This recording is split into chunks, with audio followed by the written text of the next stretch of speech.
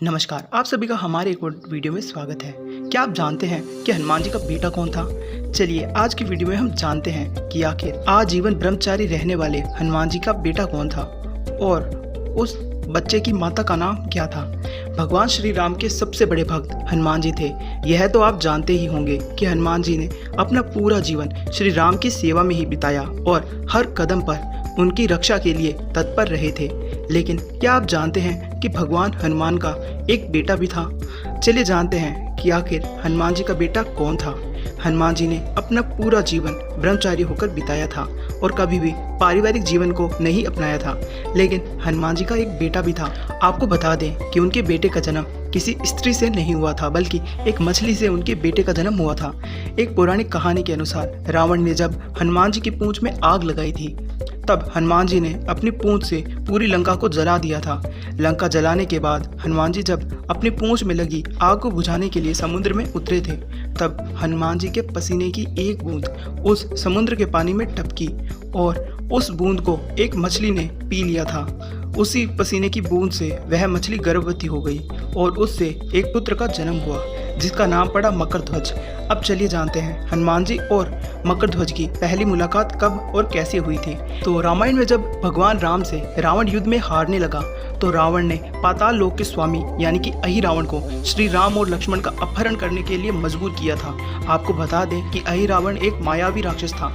उसने हनुमान जी का रूप धारण करके श्री राम और लक्ष्मण का अपहरण किया था और फिर उन्हें पाताल लोक ले गया था। जब सबको इस बात का पता चला तो भगवान श्री राम के शिविर में हाहाकार और जगह जगह पर सभी वानर सेना उनकी खोज करने लगी थी। खोज शुरू कर दी थी। हनुमान जी फिर श्री राम और लक्ष्मण को ढूंढते हुए पाताल में जाने लगे थे। आपको बता दें कि जब हनुमान जी पाताल लोक में पहुंचे तो उन्होंने देखा कि वहां पर 7 द्वार थे और हर द्वार पर एक पहरेदार था। सभी पहरेदारों को हनुमान जी ने हरा दिया था। उन सभी पहरेदारों को हनुमान जी ने हरा दिया था, लेकिन अंतिम द्वार पर उन्हें उन्हीं के समान एक बलशाली वानर पहरा देता हुआ दिखा। वह वानर दिखने में एकदम हनुमान जैसा दिख रहा था। यह देखकर हनुमान जी को बड़ा आश्चर्य हुआ। उन्होंने जब उस वानर से उसका परिचय पूछा तो उन्होंने अपना नाम मकरध्वज बताया और उसे अपने पिता का नाम हनुमान बताया। मकरध्वज के मुंह से अपना नाम पिता के रूप में सुनकर हनुमान जी बड़े क्रोधित हुए और बोले कि यह असंभव है, क्योंकि मैं आजीवन ब्रह्मचारी रहा हूँ। फिर भी मकरध्वज ने बताया कि तब मकरध्वज ने हनुमान जी को बताया कि लंका जलाकर समुद्र में आग बुझाने के लिए जब आप कूदे थे, तब उसके शरीर का तापमान बहुत ज़्यादा था। जब वह समुद्र के ऊपर थे, तब उनके शरीर के पसीने की एक बूंद समुद्र में गिर गई थी। उसने यह भी बताया कि उस पसीने की बूंद को एक मछली ने पी लिया था और उसी पसीने की बूंद से वह गर्भवती हुई। फिर उसने मकरध्वज को जन्म दिया। अब चलिए जानते हैं कि उस मछली के पूर्व जन्म की कहानी। आखिर वह मछली हनुमान जी के पुत्र को कैसे जन्म दिया। जानते हैं कि वह अप्सरा कौन थी जिसे मछली बनने का श्राप मिला था और उसे क्यों मिला था। तो ऐसा माना जाता है कि वह मछली पूर्व जन्म में कोई सुंदर अप्सरा थी, लेकिन श्राप के कारण वह मछली बन गई थी। बाद में उसी मछली को अहिरावण उसके मछुआरों ने पकड़ लिया था और उसे मार दिया था। आपको यह भी बता दें, अहिरावण एक मायावी राक्षस था।